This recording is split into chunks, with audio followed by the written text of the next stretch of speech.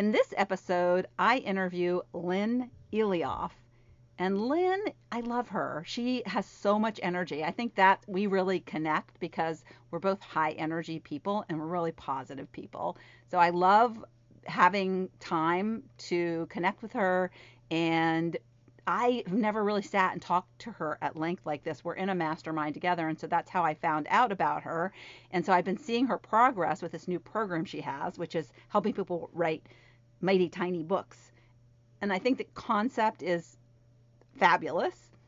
I believe that all of us have books inside of us, but a book can feel very overwhelming. I know that I've been wanting to write a book for quite some time, but when I think about the big, huge project it is, when I think about starting tiny or even maybe another book, maybe I have another book inside of me that I haven't even conceived of yet, and it could be tiny, and maybe that's my training wheels. But I love how she is so passionate about helping women and helping them step into their dignity, as she says. And she has so much wisdom that comes in the package of Lin Ilioff. She has been a journalist. She's been a lawyer, and she saw very early on the opportunity that was in the online world to bring her expertise online. And so she's translated that into this new thing that she's doing. And it sounds like she never stops creating. She never stops being creative. And she's always, throughout her different careers, and she talks about this, she's always known that there is this commonality of what lights her up is helping people, is getting that story out of people, whether it was journalism or whether it was, she wanted to do family law, she talks about, but then it was like, family law as a lawyer can be pretty hard. I went through that myself in a divorce and going through that process. You don't see sometimes the best in people. My situation wasn't as horrible, but if you know somebody who's gone through a bad divorce, you know that ain't no fun. So she is doing what's really fun now, and she's managed to take that knowledge. A lot of people, I think they spend so much money on law school, and so many of them. I used to work with somebody at AOL, and she was paying off her student loans for her getting her law degree, and she never used her law degree. But you can take that expertise. There's still so much value that you gain from that, and you can turn that into something else. So just like a lot of my other interviews that I've done, a lot of the other guests that I've had, you can take that stuff and turn it into something brand new and really exciting that helps other people. And that is what Lynn is doing. So let's get to the interview now. Welcome to another episode of Not Your Average Lives. And my guest today is Lin Eleoff. And Lynn and I are in a couple of masterminds together. And I love her because she has a similar energy that I do. And she has an amazing past, quite varied, because I didn't even know until we were talking before I started recording. She was a journalist first, and then she was a lawyer, and now she took her law business online, and now she has a program, and she's teaching people how to write tiny books. And I love it, and I might become one of her clients because I want to do a book next year. So welcome to the program, Lynn. Oh my gosh, Lori, thank you so much for having me. I absolutely adore you and everything you stand for. So I so appreciate having this opportunity to talk to you and your listeners. Yes. And I love what you call I guess, is it a program? But it's like Woman Up. And it's just describes so much how we as women, and especially because I really speak to people at middle age, and it's time to step up, right? Yes, absolutely. So I call the coaching side of my business the Woman Up Project. I guess that's really the name of my overall business. If I had to name it, it would be the Woman Up Project, because everything that I do ties back to who we are as women and who we want to be and who we need to become in order to accomplish the things that we dream about accomplishing, but then don't quite do it without really understanding why it doesn't happen. And then we blame ourselves like, oh, there must be something wrong with me. which isn't the case at all. We just have to learn what it means to woman up in a way that gets us what we want and living in the kind of lifestyle that you talk about all the time. Yeah. And what's interesting, I think, is that we come from a generation where, I mean, we are in that kind of crossover generation. I can't ever imagine myself being like a subservient woman, like, Oh, expecting to have dinner on the table every night. And like my mother, she killed herself. She worked full time. She mm, had 2 kids. She had dinner every night. She cleaned the house. We never had cleaning ladies. Like when I went back to work and my kids were really little, I'm like, I am not cleaning my house, you know? And yeah, so I think some of us at this age had a childhood where our role models weren't stepping up. They right. they couldn't. They didn't that wasn't their model. So So, I'm curious what yeah. your background is. So as soon as I got married, I said, I ain't cleaning the house. And that was like understood. That was important to me. I mean, it's not that I never clean up or tidy up or that I'm super messy, but that was not going to be my role. And as I had children, I have 4 kids. I fed them well. They laughed about all the broccoli that I made them eat when they were little. But I never said, oh, I love to cook. And my mom is an amazing cook. So there's a part of me that wishes I had that in me, but that's okay. I can always do that. But it was so important for me to honor who I was. And the most important thing for me was that I was a good mom and I was a good human being. So I've always been into, growing and self development, self actualization, all that stuff, to a fault. But yeah, I can geek out on self-help books like nobody else. Yeah, well, that was one thing. I remember going back to work and feeling stretched in so many ways. Yeah. And I got a book, and I wish I knew the name of it. I can't even remember the name of it, but I think it's something to do with trying to be Superwoman. But what it told me was how valuable my time is, Yeah. and that I should be doing what I love. And I didn't love cleaning. Hats off to people who love cleaning, and you should clean if you want to clean.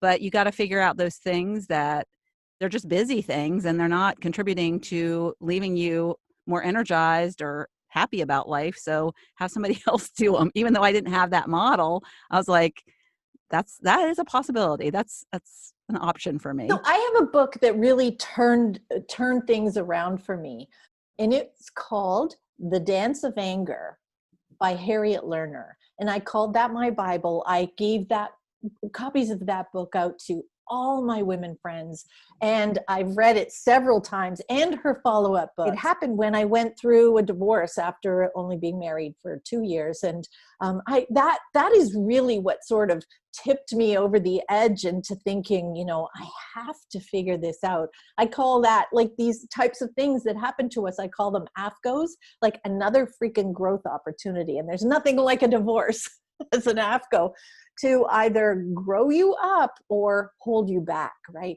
So that book was recommended to me back then when I was going through that, and it was a very difficult time, of course. But that book by Harriet Lerner taught me, like a light bulb went off almost on every single page. And I ultimately got to meet her and interview her on a podcast, and it was like meeting the queen for me. So in those books, when we can hit on something, whether it's a book or a podcast or another woman who can kind of guide us and mentor us, I think that is so important. And that's what set me on my path. I'm certain of it. Yes. Yes. I love that. Any book recommendations we'll put in the show notes. Okay. So you have had a lot of different experiences, and I would love for you to share. So many people, I think, when they get to midlife and they aren't sure what's next, Mm.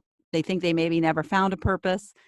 They think they don't have the skills or the knowledge that they need to do anything that maybe they want to do, even though they don't know what that is, but they don't know how to take their wisdom and skills. They devalue their intelligence and the skills that they've, even people who've just been stay-at-home moms, Mhm. they have developed a lot of skills. So, and you had different jobs. So I would love, since you've done a lot of different things, how did you get to where you are today? How did you tap into and know that you had things within you that you could fall forward with or fail forward with? Well, failing forward, I've done a lot of that. I don't exactly know how or why, Lori, but there's always been this thing in me where, if I want something, it's my responsibility to go after it. So I can go all the way back to when I was in high school, and I thought, I don't want a summer job where I'm sitting inside somewhere and it's beautiful outside. I'd like to be a tennis instructor. So I had but I mean, I was a tennis player and I played competitively, but I didn't know the first thing about how to teach tennis. But I went and auditioned or tried out for it, and I failed miserably. But I learned what I needed to learn, and I eventually became a tennis instructor. And that was my summer job all through high school and even college. And then Well, that's a great example of thinking that you didn't, I mean, you had the chutzpah to go ahead and try it. Right. But some people were like, well, I've never been an instructor, so I'm not going to do that. So I'm But not yet going you to have do this that. knowledge inside Exactly. you. Yeah. But I've done it backwards so many times, and people are looking at me like, what do you know? And I'm like, I don't know, but I can learn. And this is my message to women all the time. It isn't about being some special kind of smart.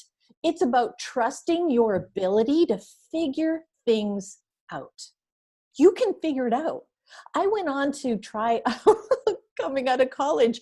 I auditioned for, this is why I use the word audition. I auditioned for a job as a weekend weather girl. That's what we were called back then, weather girls. And I thought, I can do that. And I failed miserably. Oh my goodness. I was hired before I even did the audition. And afterwards, I am certain that the news director couldn't figure out how to get rid of me. So she said, I'll give you another try. And so I dug in and I learned, and it was grueling, but I did it and I loved it. And then I went on to become an award-winning journalist in my market, and I absolutely love the work. But if you love it and you want it, then you owe it to yourself to go figure it out and get it. Right. And sometimes it's jumping on the bicycle and falling off That's right. before. Yeah. Because, I think I know a lot of people, it's called analysis paralysis. They overthink things, they plan things in advance. And then at some point they say, "Ugh, I don't know enough," and then they don't do it. So they don't get that learning. And I think I've always been it sounds like you're like this, because I was going to ask you, did you do a lot of prep before you did these things, or did you just like go No. for it and then you're No, like, none. oh, yeah. So I'm what you might call a quick start. So, and there's pros and cons to either way. Like, one way is definitely not better. There's a way to be a quick start and make it work for you. And there's also a way to, be a person who does a lot of prep and analysis and make it work for you. But either way, you can get knocked down and not get back up. And so the point is, however your approach or however your brain works, you've got to know that failure and self-doubt and fear is part of the process, no matter what. And that's our work. That is the inner work that we need to do, or else we will not actually do the things that we want to do, because we haven't figured out on the inside who we are and who we want to be and why this is important. And damn it, I don't care if some people think I'm nuts. Yeah, that's one of the things I love about our mentors that we have in common is that they really stress that lack of perfection. I mean, it's like, don't be perfect. They want us to be like, put stuff out, even if it's just like 70% is good enough, because you'll figure it out and you'll fix it and you'll tweak it. And that's really been, for me, as like a recovering perfectionist, kind of a freeing thing. But yeah, so less prep for me has, not that I don't prepare, but I don't over prepare anymore. But I agree that you have to be comfortable. So I agree that you got to do it with your style, but know that you'll continue to learn and grow from that. So one of the things, we talked about books and writing books. And one of the things I like to say is that I think everybody has a book inside of them. I knew you were going to say that. Yeah. Yes, they do. Yeah. Especially like at midlife. I mean, we have a whole multiple chapter book. Now, I love the fact that you make it a tiny book because I think it becomes overwhelming because I've had a book idea for years, probably about like I'm going on 5 or 6 years now. But I keep thinking, oh, it's too big, delay, procrastinate. And you, just the way you title that program that you're doing right now, which is in beta, I'll put it in the show notes, but it sounds so fascinating to get you going, like Yes. just like get you going and Yes. jump into it. And then just that's the same thing as like don't overthink it, don't think it's bigger than it is, and the fact that it can be small. It's okay if Yes. it's like a little memoir. It doesn't have to be your whole life history. No, not at all. Just a little memoir. I call it a mighty tiny book. And so I created the Mighty Tiny Book Academy because, there's, well, personally, I don't think there can ever be too many books, and my bookshelf is stacked with books, right? So, but people will say, but my books, the book I want to write has already been written, or, the thing that I want to do in business is already being done. And so I know you've heard this and we've all heard this, but it hasn't been done by you yet. And I think we undervalue ourselves and how we can put a spin on any idea, and rarely are there any new ideas, right? So once we get all that stuff out of the way, like I'm not smart enough, I don't have any good ideas, if we just commit to, I want to write a book, then I say, okay, let's write a mighty tiny book. What is the purpose of that book? If it's to serve your business, that means it's way better than a business card, right? Then we can get really focused. And it really helps entrepreneurs in particular because it forces you to get focused. Like, what is my message? What is the what are the values that I live by? And how do I translate that into my business? And how can I teach something to someone who has a problem and is looking for a solution and doesn't want to read a 300-page book? Like, just share with me what you know and how it can help me. And if that person wants to go deeper, they can hire you. They can work with you. So that's the premise of a mighty tiny book, and what I'm teaching so many entrepreneurs, coaches, consultants, creatives who don't think they can write a book. And I teach, oh yes, you can, especially if it's a nonfiction book or a memoir where you are talking about what you know. So we're not talking about, this beautiful prose and, writing this crazy story arc with a beginning, a middle, and an end, like, a Harry Potter book. Nothing like that. We're talking about what you know, how you can help a reader who starts your book without having an answer, and how by the end of that book, they think, oh my goodness, this person gets me. I have hope. So, oh yeah, don't ever underestimate the power of a mighty tiny book. Yeah, I love that. And I love what you said about, before we pressed record, about a business card. It's better than a business card was Yes. what you said, but you just repeated that. But you didn't say what you said earlier, which is it's better than a business card because a business card is about you. It's about you, exactly. Yes. It's so true.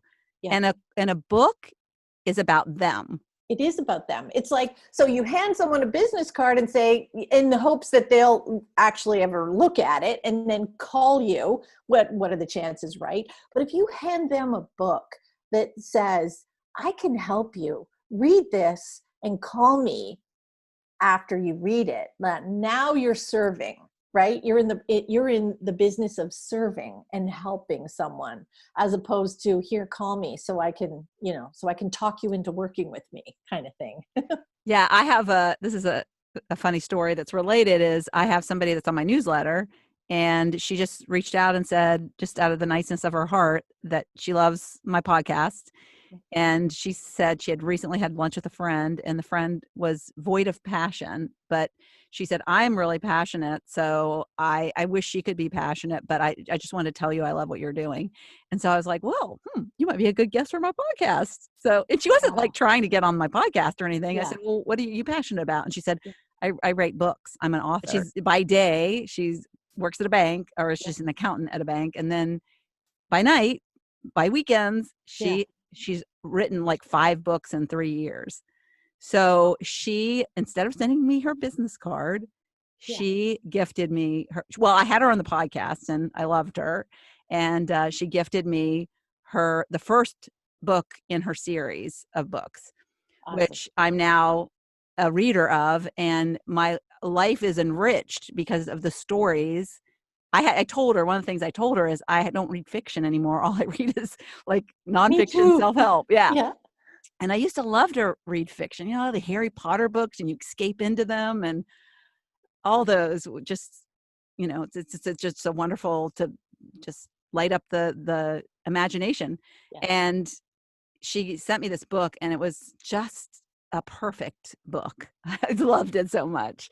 So, and now she's one of my clients. And so it's worked out well, but so now I can get advice from her too about writing books.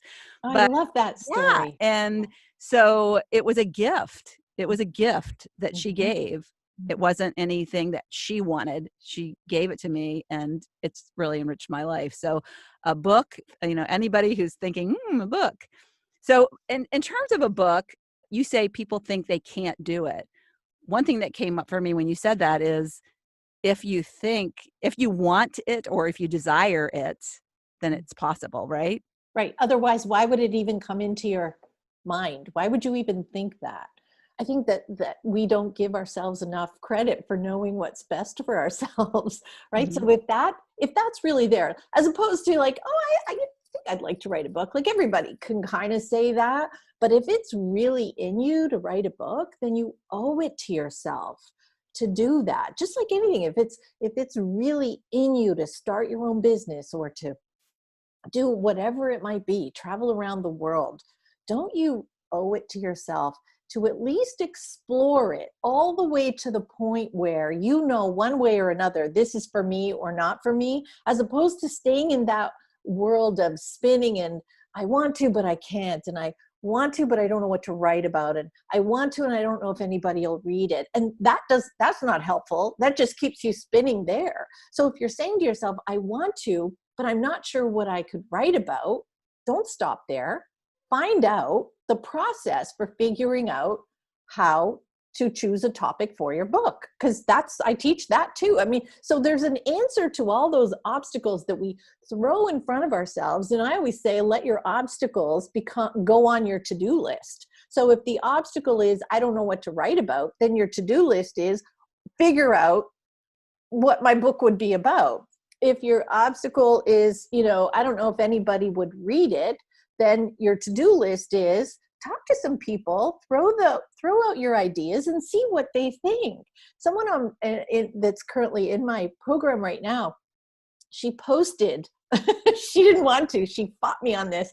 I said, just post on your Facebook profile that you're writing this book and what it's about. And she's like, I can't, this is way too hard. I said, just trust me on this. Just put it out there as an idea that you have and ask people what they think.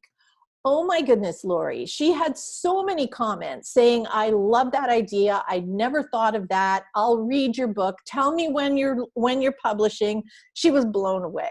So sometimes we just need someone to, just nudge us. And I love I nudging. love that. It's also an accountability thing, Yeah, right? right, Hey, right. where's that book that you said you posted about a while ago? That's right. Yeah. So I also just in people and conversations, the reason why it's come up for me to write a book is because the universe keeps telling me, because when I share my story about my husband and I, Yeah. every time I tell anybody the story, they're like, you've got to write a book. You've got to write a book. And so, yeah, I know that's like the universe saying that's what I need to create so I can inspire other people to know that rekindled love is possible.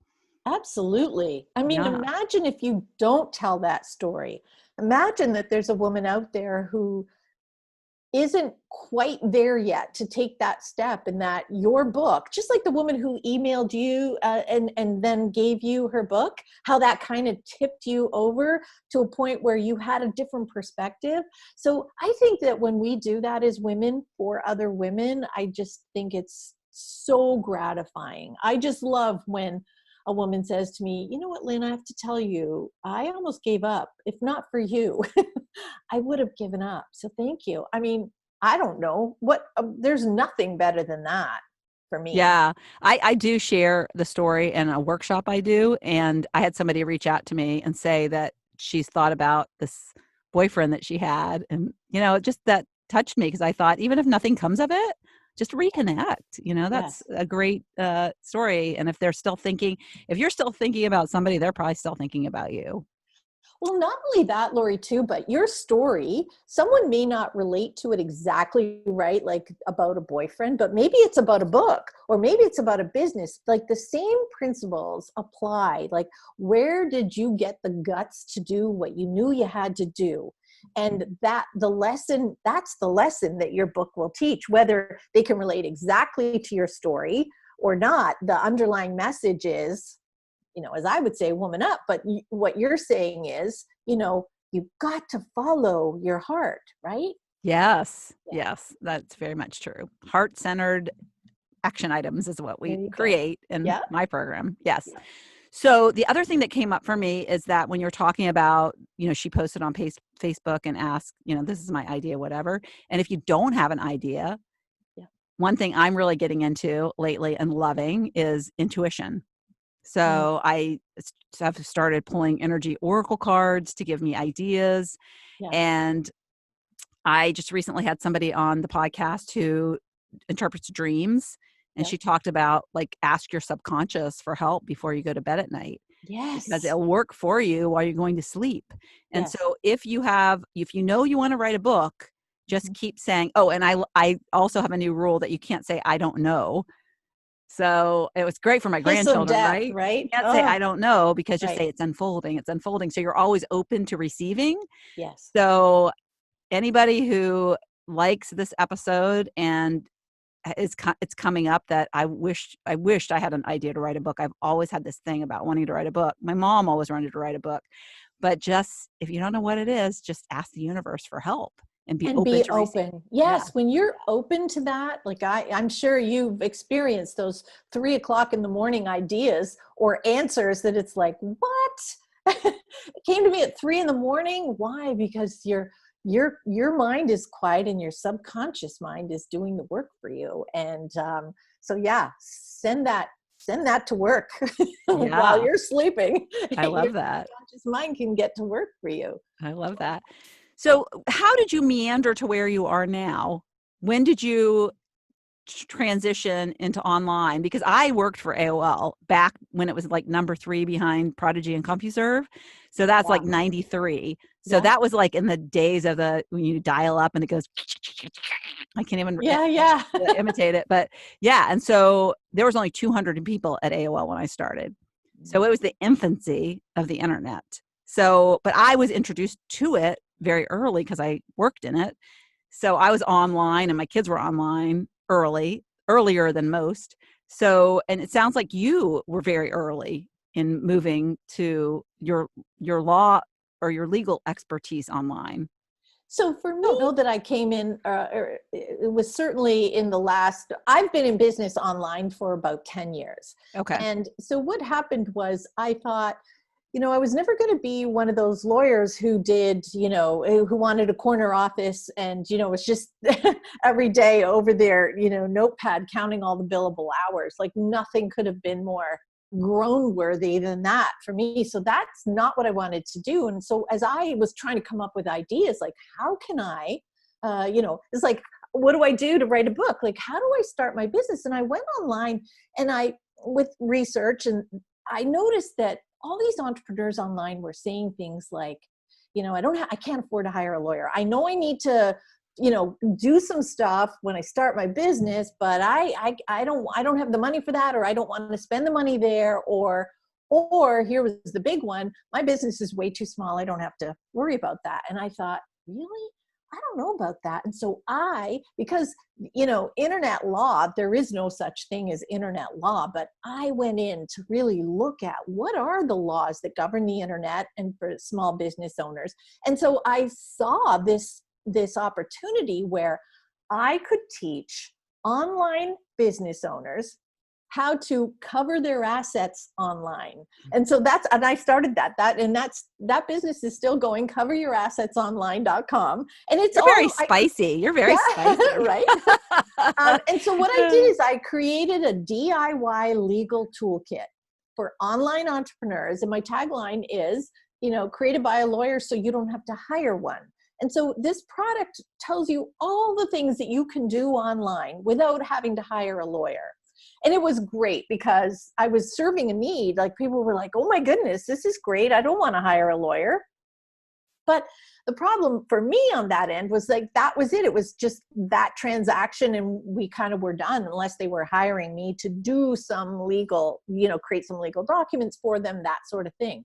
But it wasn't what I loved, Lori. I wanted to be more involved with people and building their businesses. And so as I built my business, I could then teach people how to build their businesses. And then I was working with coaches and building their businesses. And so it all kind of has come together where I am using, my expertise as like a journalist and as a lawyer, where, my real expertise in that is asking questions, getting to the heart of the issue. That's really what I'm good at. So I bring that piece into it. What kind of law did you do?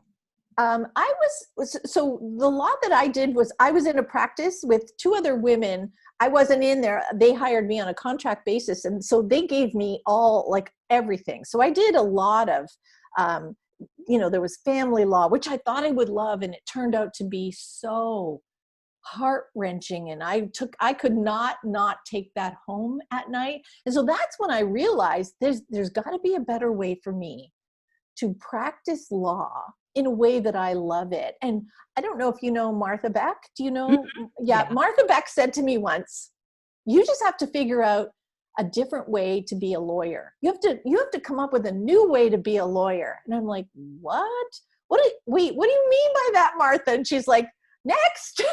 Oh, I love that. Next. Yeah. So I sat with that. And then, the toolkit, I created that. And then I grew my business, and then I was teaching, and now I'm coaching, and oh my goodness, it is a process. But this is the thing. We always ask people, how do I do it? Just tell me what to do.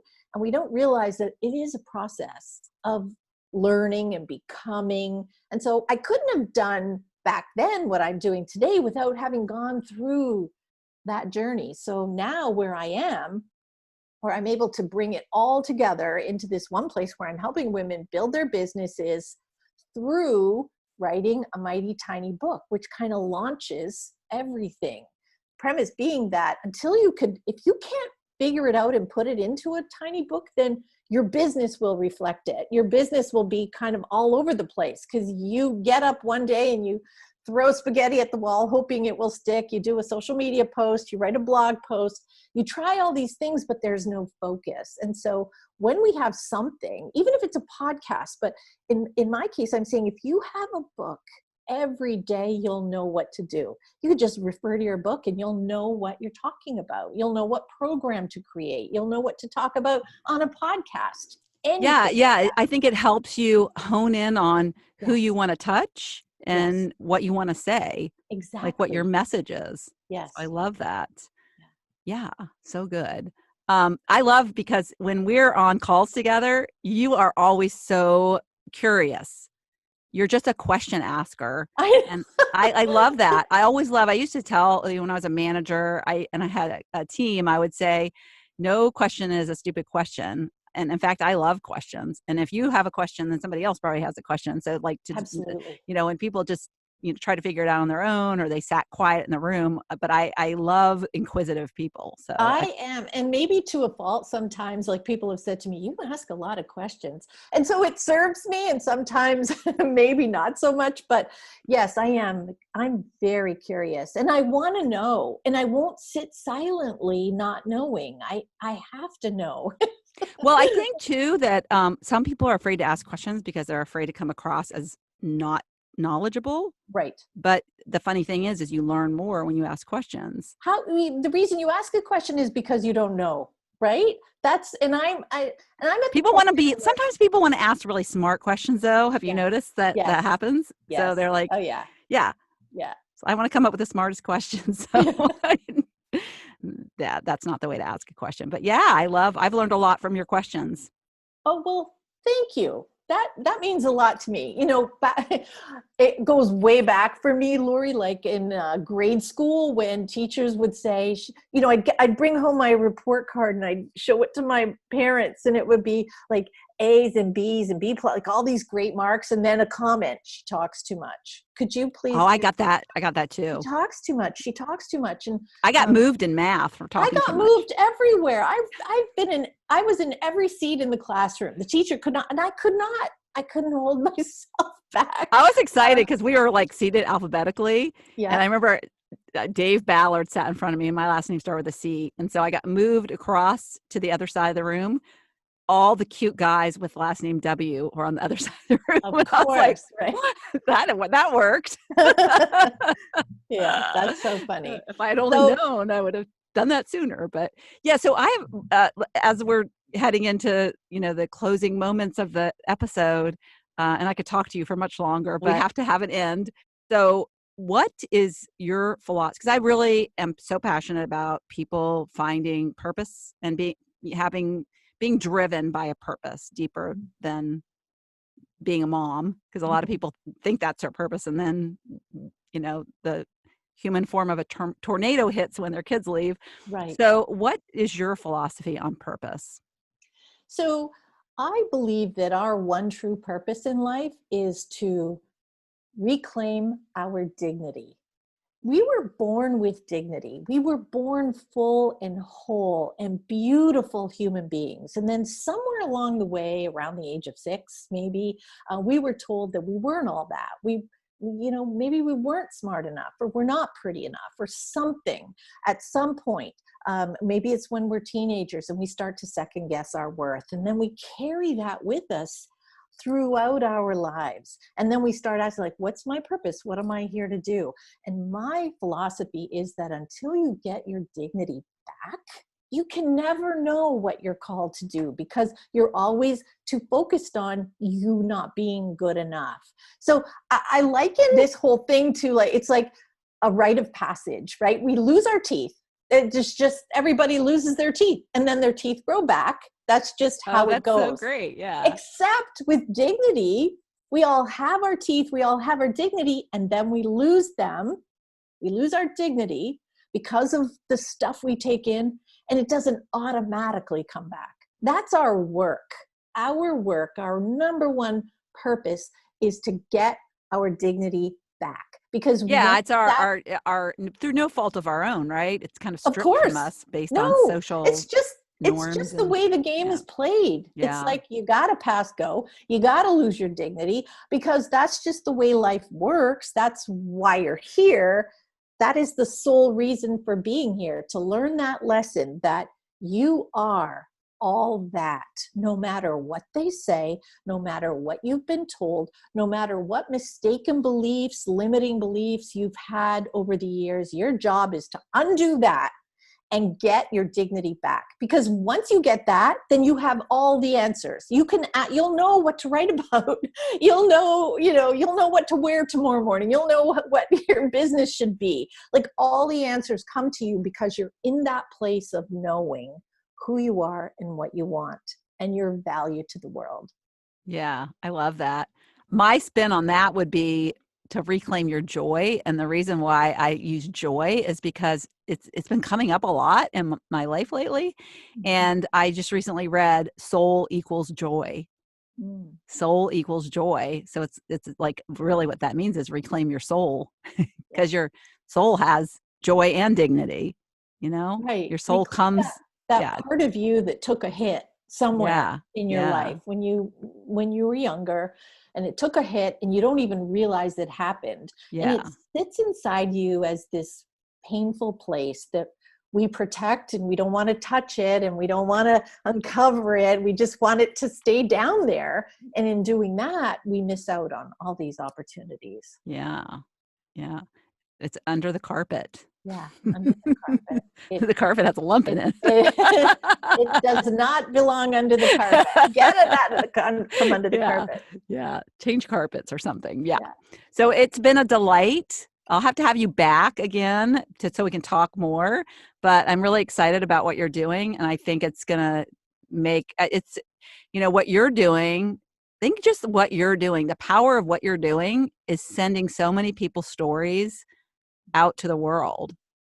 Well, That's a thank you. Thank you for incredible that. thing. I appreciate that you say that. I absolutely love what you are doing for your audience and your business as a whole and the people that it's reaching. And I could talk to you all day. So clearly Yeah, we got a thing going. I love yeah. that. So thank you for having me, Lori. This has been special. Thanks. Thanks, Lynn.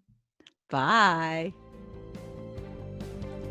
Thank you so much for tuning into the Not Your Average Lives podcast.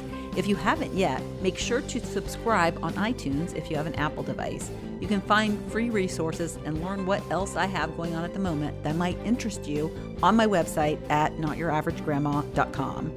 You can also find me on Instagram or Facebook at Not Your Average Grandma. If you liked this episode, it would make my heart so happy if you could leave me a 5-star rating.